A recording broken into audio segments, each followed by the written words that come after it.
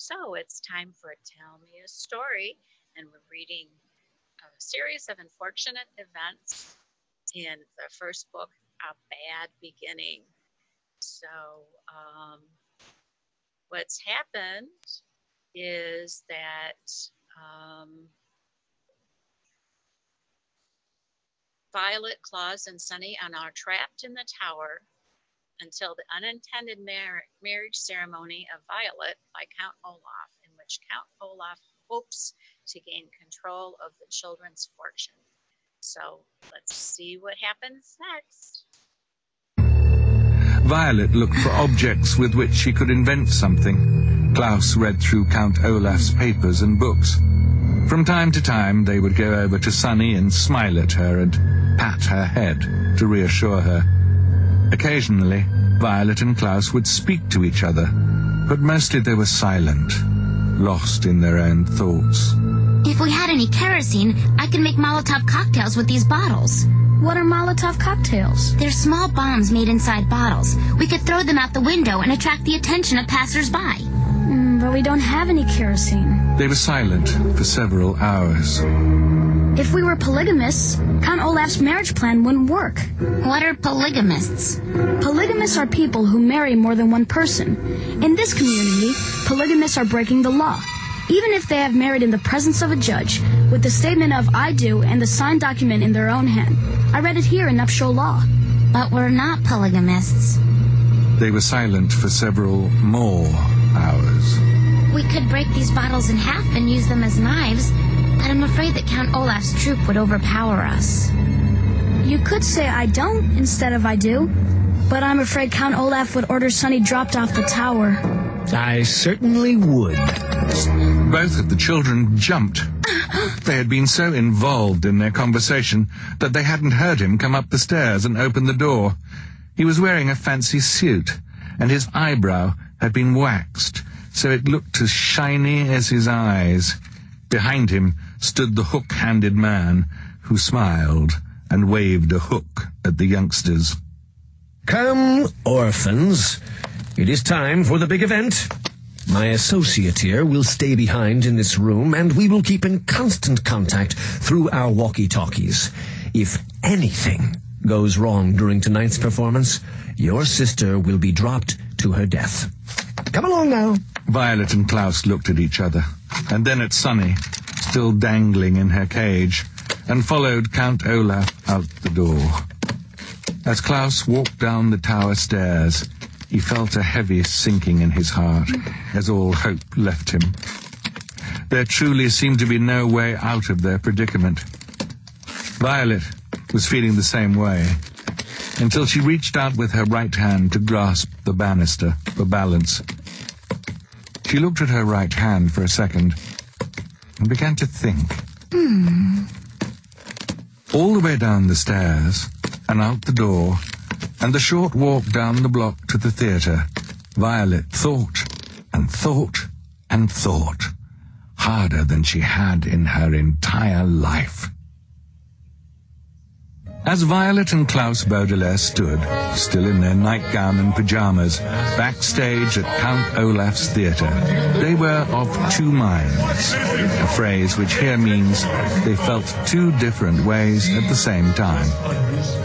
On one hand, they were, of course, filled with dread. From the murmur of voices they heard on the stage, the two Baudelaire orphans could tell that the performance of The Marvelous Marriage had begun, and it seemed too late to do anything to foil Count Olaf's plan. On the other hand, however, they were fascinated, as they had never been backstage at a theatrical production, and there was so much to see. Members of Count Olaf's theatre troupe hurried this way and that, too busy to even glance at the children. Three very short men were carrying a large flat piece of wood, painted to look like a living room. The two white-faced women were arranging flowers in a vase that from far away appeared to be marble, but close up looked more like cardboard. An important-looking man with warts all over his face was adjusting enormous light fixtures. As the children peeked on stage, they could see Count Olaf in his fancy suit, declaiming some lines from the play, just as the curtain came down, controlled by a woman with very short hair, who was pulling on a long rope attached to a pulley. Despite their fear, you see, the two older Baudelaires were very interested in what was going on, and only wished that they were not involved in any way. As the curtain fell, Count Olaf strode off stage and looked at the children. It's the end of Act 2. Why aren't the orphans in their costumes? Then, his angry expression turned to one of joy, and he walked back on stage. Gesturing to the short-haired woman to raise the curtain, he strode to the exact center of the stage and took elaborate bows as the curtain came up. He waved and blew kisses to the audience as the curtain came down again, and then his face once again filled with anger. Intermission is only 10 minutes, and then the children must perform. Get them into costumes, quickly. Without a word, the two white-faced women grabbed Violet and Klaus by the wrists and led them into a dressing room. The room was dusty but shiny, covered in mirrors and tiny lights, so the actors could see better to put on their makeup and wigs. And there were people calling out to one another and laughing as they changed their clothes. One white-faced woman yanked Violet's arms up and pulled her nightgown off over her head and thrust a dirty, lacy white dress at her to put on. Klaus, meanwhile, had his pajamas removed by the other white-faced woman and was hurriedly stuffed into a blue sailor suit that itched and made him look like a toddler. Isn't this exciting? The children look wonderful. So do you. What's that book? Why, those are my lines. Count Olaf told me to bring a law book and read the real wedding ceremony in order to make the play as realistic as possible. All you have to say, Violet, is I do. But I have to make quite a speech. This is going to be such fun. You know what would be fun is if you changed your lines around. Just a little. Yes, Justice Strauss. Be creative. There's no reason to stick to the legal ceremony.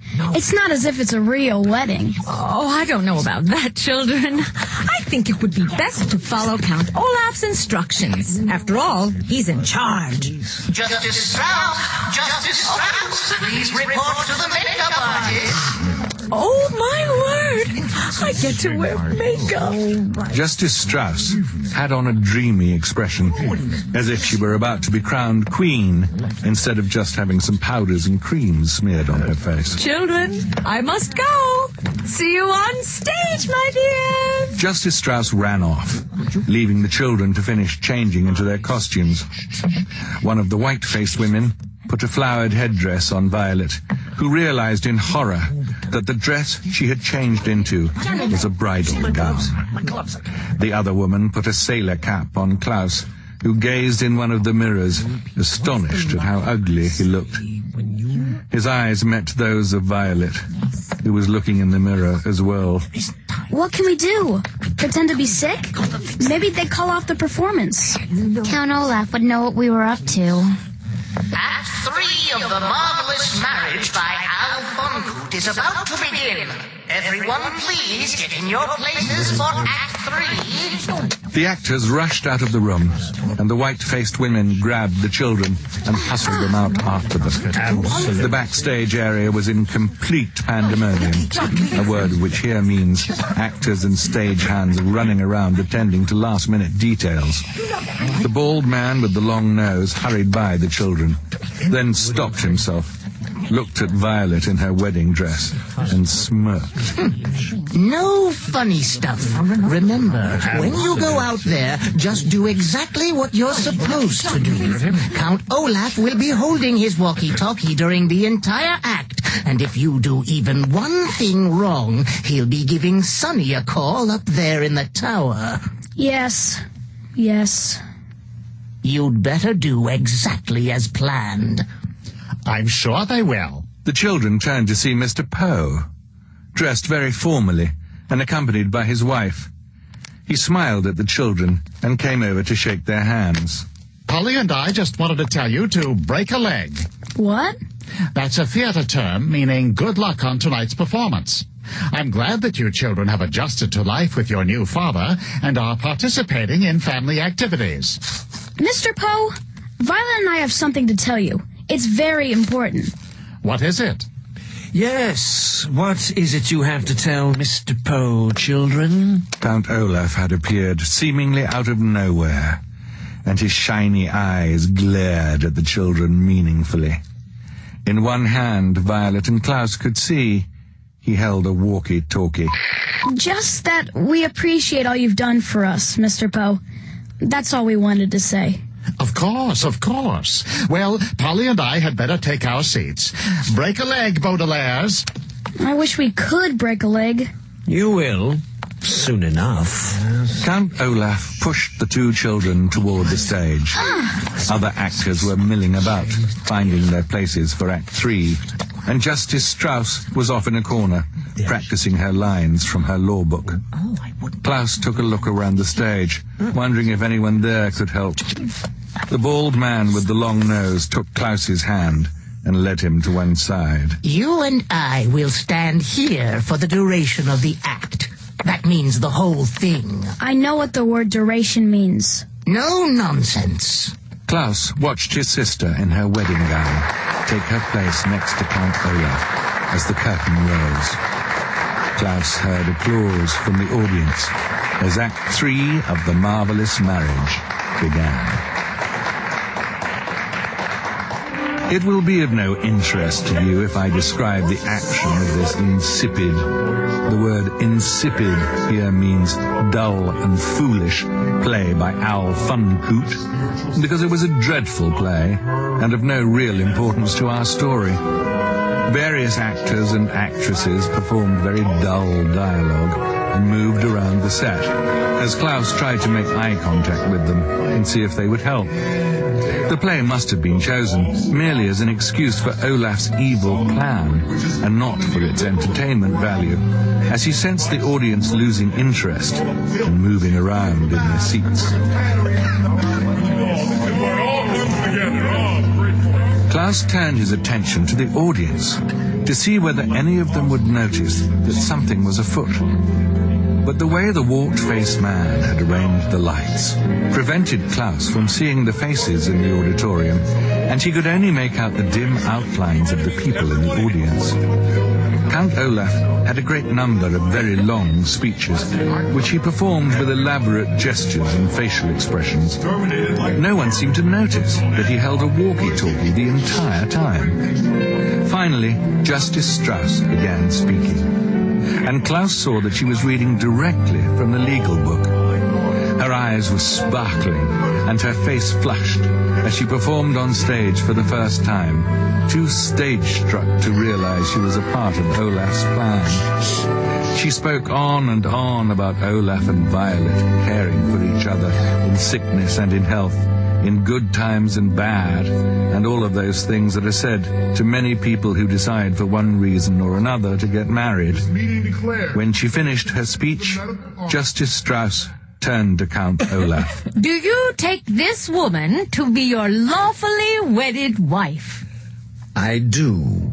Do you take this man to be your lawfully wedded husband? I do. Klaus clenched his fists. His sister had said, "I do," in the presence of a judge. Once she signed the official document, the wedding was legally valid. And now Klaus could see that Justice Strauss was taking the document from one of the other actors and holding it out for Violet to sign. Don't move an inch. Klaus thought of poor Sonny, dangling at the top of the tower, and stood still as he watched Violet take a long quill pen from Count Olaf. Violet's eyes were wide as she looked down at the document, and her face was pale, and her left hand was trembling as she signed her name. And now, ladies and gentlemen, Count Olaf stepped forward to address the audience. I have an announcement. There is no reason to continue tonight's performance, for its purpose has been served. This has not been a scene of fiction. My marriage to Violet Baudelaire is perfectly legal, and now I am in control of her entire fortune. There were gasps from the audience, and some of the actors looked at one another in shock. Not everyone, apparently, had known about Olaf's plan. That can't be. The marriage laws in this community are quite simple. The bride must say, "I do," in the presence of a judge like yourself, and sign an explanatory document, and all of you are witnesses. But Violet is only a child. She's not old enough to marry. She is if her legal guardian agrees, and in addition to being her husband, I am her legal guardian. But that piece of paper is not an official document. That's just a stage prop. I think if you look at it closely, you will see it is an official document from City Hall. Justice Strauss took the document in her hand and read it quickly. Then, closing her eyes, she sighed deeply and furrowed her brow, thinking hard. Klaus watched her and wondered if this were the expression Justice Strauss had on her face whenever she was serving on the High Court. You're right. This marriage, unfortunately, is completely legal. Violet said "I do" and signed her name here on this paper. Count Olaf, you are Violet's husband and therefore in complete control of her estate. That can't be. Klaus recognized this as the voice of Mr. Poe. He ran up the stairs to the stage and took the document from Justice Strauss. This is dreadful nonsense. Justice Strauss's eyes were filling up with tears. I'm afraid this dreadful nonsense is the law. I can't believe how easily I was tricked. I would never do anything to harm you children. Never. You were easily tricked. It was child's play winning this fortune. Now, if all of you will excuse me, my bride and I need to go home for our wedding night. First let Sunny go. You promised to let her go. Where is Sunny? She's all tied up at the moment, if you will pardon a little joke. His eyes shone as he pressed buttons on the walkie-talkie and waited while the hook-handed man answered. Hello? Yes, of course it's me, you idiot. Everything has gone according to plan. Please remove Sunny from her cage and bring her directly to the theater. Klaus and Sunny have some chores to do before they go to bed. Count Olaf gave Klaus a sharp look. Are you satisfied now? Yes. Klaus wasn't satisfied at all, of course, but at least his baby sister was no longer dangling from a tower. The bald man leaned over close to Klaus's ear. Don't think you're so safe. Count Olaf will take care of you and your sisters later. He doesn't want to do it in front of all these people. He didn't need to explain to Klaus what he meant by the phrase, "take care of." Well, I'm not satisfied at all. This is absolutely horrendous. This is completely monstrous. This is financially dreadful. I'm afraid, however, that it is legally binding. Tomorrow, Mr. Poe, I shall come down to the bank and withdraw the complete Baudelaire fortune. I won't allow it. I absolutely will not allow it. I'm afraid you have to. I'm afraid Olaf is right. This marriage is legally binding. Begging your pardon, Justice Strauss, but I think you may be wrong. Everyone turned to look at the eldest Baudelaire orphan. What did you say, Countess? I'm not your countess. Violet could not help speaking somewhat testily, a word which here means in an extremely annoyed tone. At least, I don't think I am. And why is that? I did not sign the document in my own hand, as the law states. What do you mean? We all saw you. Count Olaf's eyebrow was beginning to rise in anger. I'm afraid your husband is right, dear. There's no use denying it. There are too many witnesses. Like most people, I am right-handed, but I sign the document with my left hand. What? His eyes were shining very bright. You are a liar. No, she's not. I remember, because I watched her left hand trembling as she signed her name. It is impossible to prove. If you like, I shall be happy to sign my name again, on a separate sheet of paper with my right hand and then with my left. Then we can see which signature the one in the document most resembles. A small detail, like which hand you use to sign, doesn't matter in the least. If you don't mind, sir, I'd like Justice Strauss to make that decision. Everyone looked at Justice Strauss, who was wiping away the last of her tears. Well, let me see. Justice Strauss closed her eyes again. She sighed deeply, and the Baudelaire orphans and all who liked them held their breath as Justice Strauss furrowed her brow, thinking hard on the situation. Finally, she smiled. If Violet is indeed right-handed, and she signed the document with her left hand, then it follows that the signature does not fulfill the requirements of the nuptial laws. The law clearly states the document must be signed in the bride's own hand. Therefore, we can conclude that this marriage is invalid. Violet, you are not a countess, and Count Olaf, you are not in control of the Baudelaire fortune. Hooray! Unless you were a lawyer, it will probably strike you as odd that Count Olaf's plan was defeated by Violet signing with her left hand instead of her right. But the law is an odd thing. For instance, one country in Europe has a law that requires all its bakers to sell bread at the exact same price. A certain island has a law that forbids anyone from removing its fruit. And a town not too far from where you live has a law that bars me from coming within 5 miles of its borders. Had Violet signed the marriage contract with her right hand, the law would have made her a miserable contessa. But because she signed it with her left, she remained, to her relief, a miserable orphan. What was good news to Violet and her siblings, of course, was bad news to Count Olaf. In that case, you will either marry me again, and correctly this time, or I will... Sunny's unmistakable voice rang out as she tottered on stage toward her siblings. The hook-handed man followed behind her, his walkie-talkie buzzing and crackling. Count Olaf was too late. Sonny, you're safe! Somebody bring her something to eat. She must be very hungry after hanging in a tower all that time. Hey! Count Olaf began to pace back and forth like an animal in a cage, pausing only to point a finger at Violet. You may not be my wife, but you are still my daughter, and Do you honestly think that I will allow you to continue to care for these 3 children after the treachery I have seen here tonight? The orphans are mine, and with me they shall stay. There is nothing illegal about trying to marry someone. But there is something illegal about dangling an infant out of a tower window. You, Count Olaf, will go to jail, and the 3 children will live with me.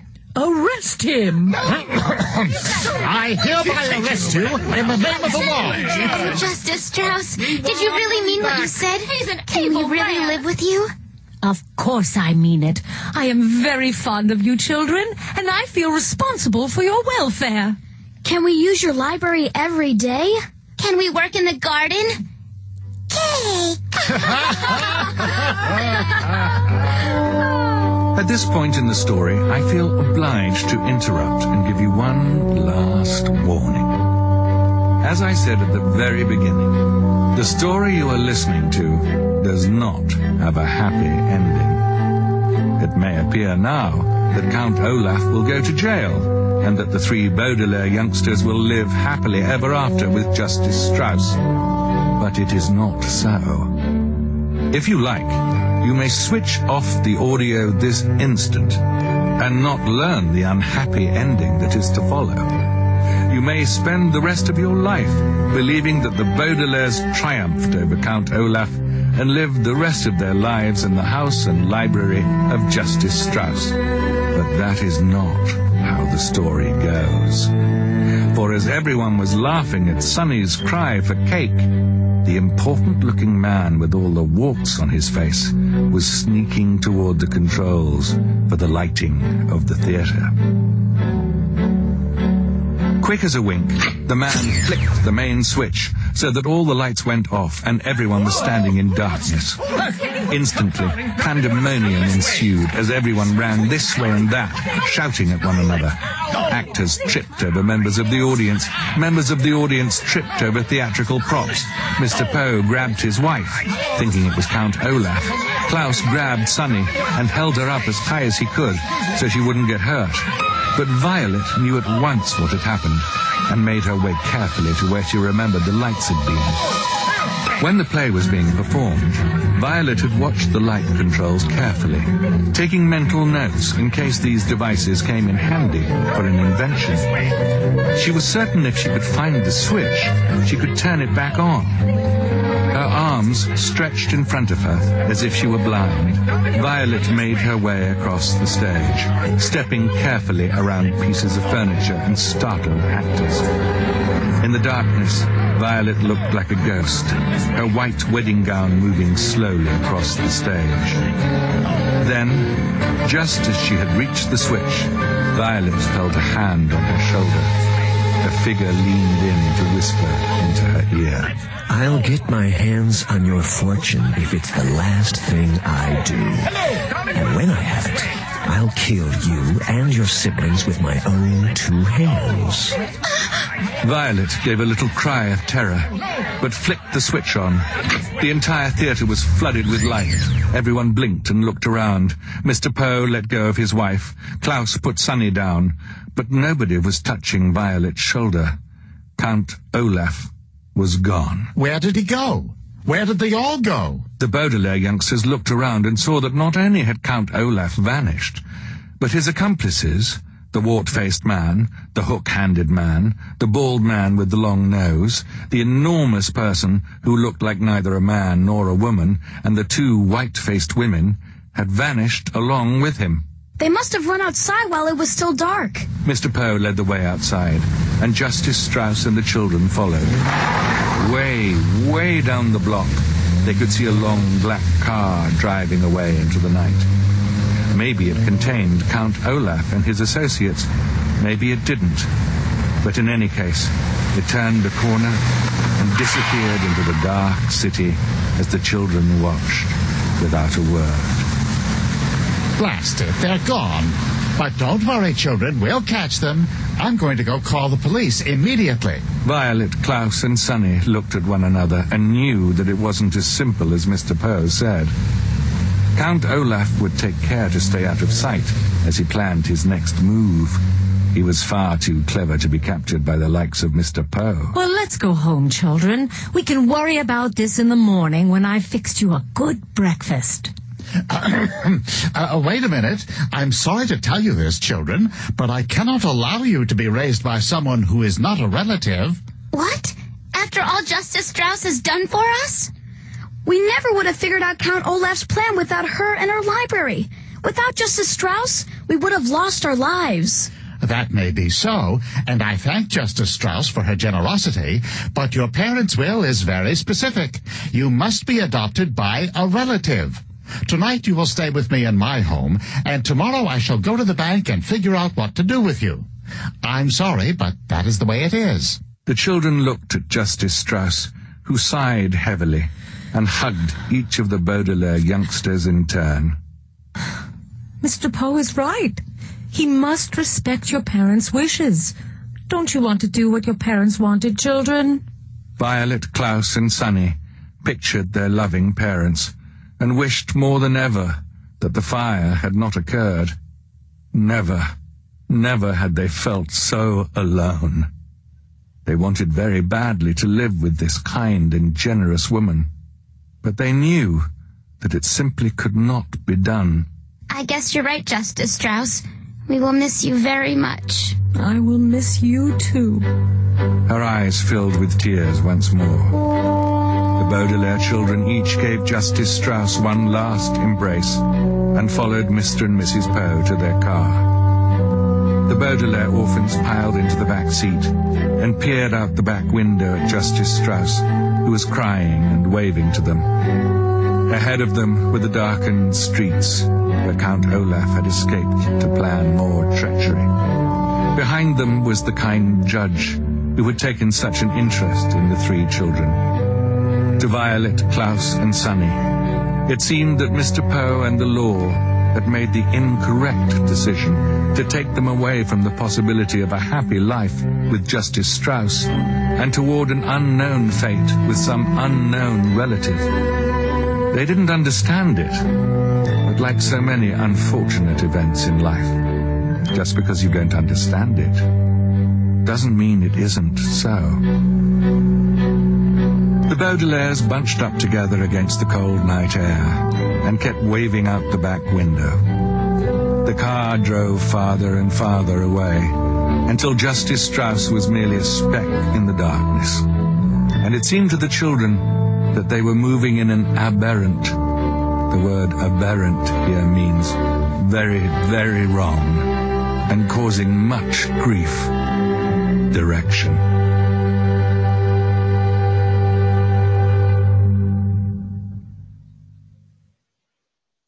To my kind editor, I'm writing to you from the London branch of the... So, that was the end of a series of unfortunate events, the bad beginning. Hope you enjoyed that story. And on Monday, we will start another story. And Tell Me a Story, 1:15. Monday. If you have an idea of what you would like to hear, a book, share it in the chat or post it to Facebook. Let me know what you'd like to hear. This is Bonnie Balder from the Pawnee Public Library wishing you a safe and happy day. Goodbye.